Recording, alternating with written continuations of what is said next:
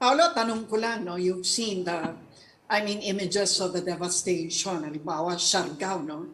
And kanina may na-interview kami na sinasabi nga na parang hindi nila may babalik to, hindi nila kayang ibalik to unless lahat sila, they all come together to rebuild it. But from an architectural standpoint, tell me, what is a realistic time frame within which we can get it back to at least where it was before the typhoon?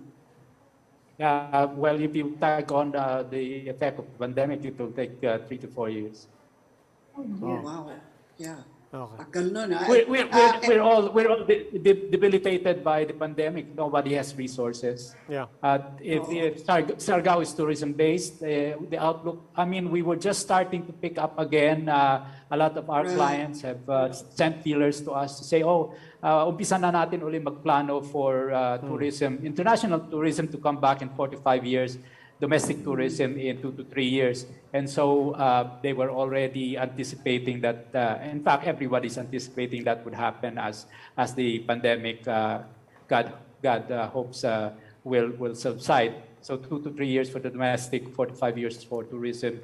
Siargao, because they don't have resources other than its own economy, tourism, other than tourism, will take a much longer. Even Palawan is tourism based, so the rest of their economy will not have enough surplus to fuel the rehabilitation. But the thing is, we were in ground zero in Yolanda. Well, a month, 2 months after Yolanda, a group of us planners went over to be able to advise the local government, and we were part of maybe 4 to 5 groups doing the same thing. We met every night to talk amongst each other, and most of our proposals were roughly the same, as to build back better, to establish the easements, to not build where you shouldn't build, to replan and plan better, and then build better.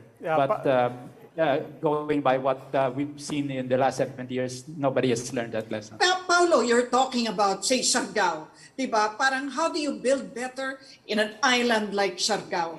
Is that too much to ask to at least, diba, yun na nga, build buildings that are typhoon, anong tawag typhoon, strong or resilient?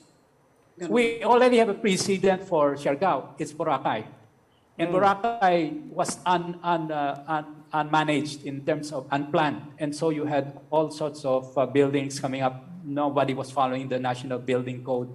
And it had to take the whole island deteriorating for government to step in to bring back the utility framework that it's needed by a resort island of that sort. Siargao is not learning from Boracay. I know, because we have projects there, and I see all around the same mistakes that the Boracay Boracay Island had made in the 80s and 90s is being made in Siargao. That means the local government has no capacity to look at how buildings are set up. National Building Code standards, even the current ones, which are still substandard because of the climate change, are not being followed because they cannot monitor. Going back to what Ami said in terms of the refuge areas with the dome, you can have dome, but the problem is to ensure that the pressure inside is equalized so that the wind does not force the roof to come off.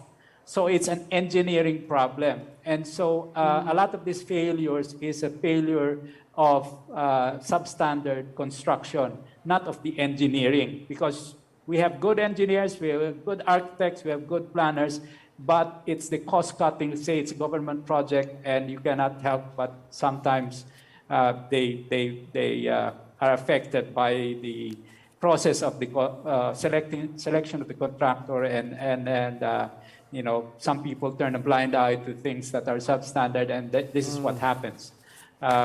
So it is not a matter of it's a matter of proper construction. The engineering and the design are often very good, and what fails is in the actual construction. And as I tell all of my clients, 90% of the success of your structure is the maintenance afterwards. Maintenance is not in the vocabulary of a lot, of a lot of our government, our LGUs. And so, no matter how strong you build at the start, if you don't continuously maintain the structure, it will deteriorate and it will fail. And that's the other thing that we have to inculcate in our public works.